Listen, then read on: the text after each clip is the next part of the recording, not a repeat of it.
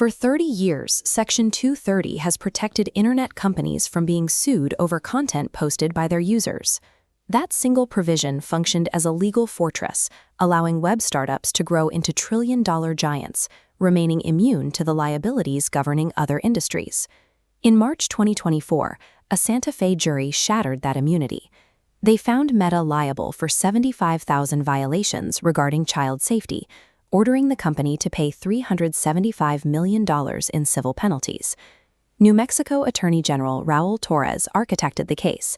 He bypassed the usual legal traps by proving that Meta knowingly misled consumers about the dangers its platforms pose to children.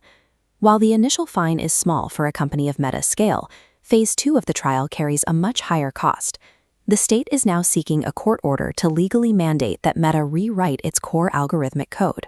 Meta is responding to the threat of a court-mandated code rewrite by threatening to pull its apps from New Mexico entirely.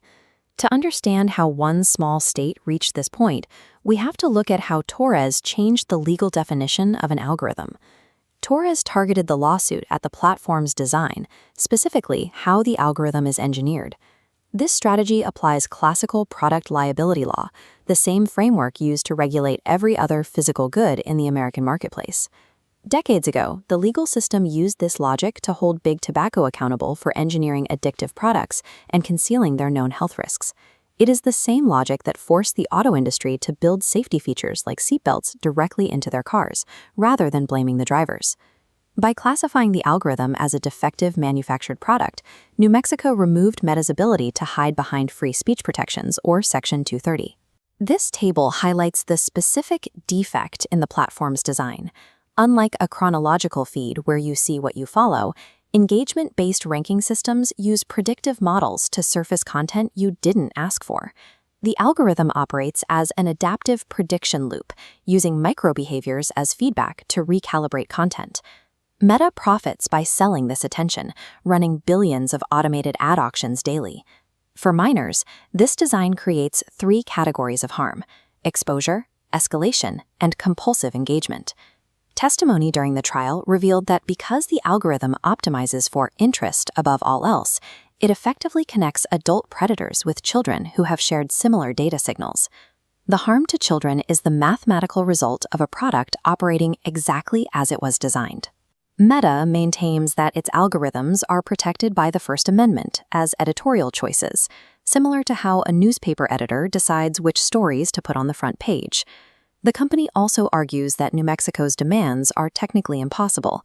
They claim that perfect age verification and the removal of encryption for minors would break the platform's core functionality. From Meta's perspective, the state is using public nuisance law to stifle free expression and impose a regulatory regime that no other country has successfully implemented. In Phase 2, the judge will decide whether to impose a series of mandatory changes: age verification, a ban on infinite scroll for kids, and the appointment of a court-supervised monitor to oversee Meta's safety data. A total withdrawal from New Mexico would prevent the creation of a legally viable blueprint that dozens of other states could immediately copy. More than 40 state attorneys general are currently pursuing their own litigation against big tech.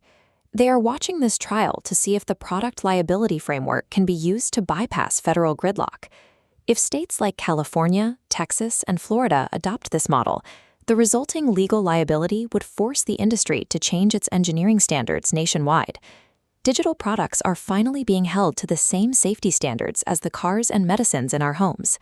By proving the algorithm itself is a defective design, New Mexico has provided the first successful challenge to 30 years of tech industry immunity.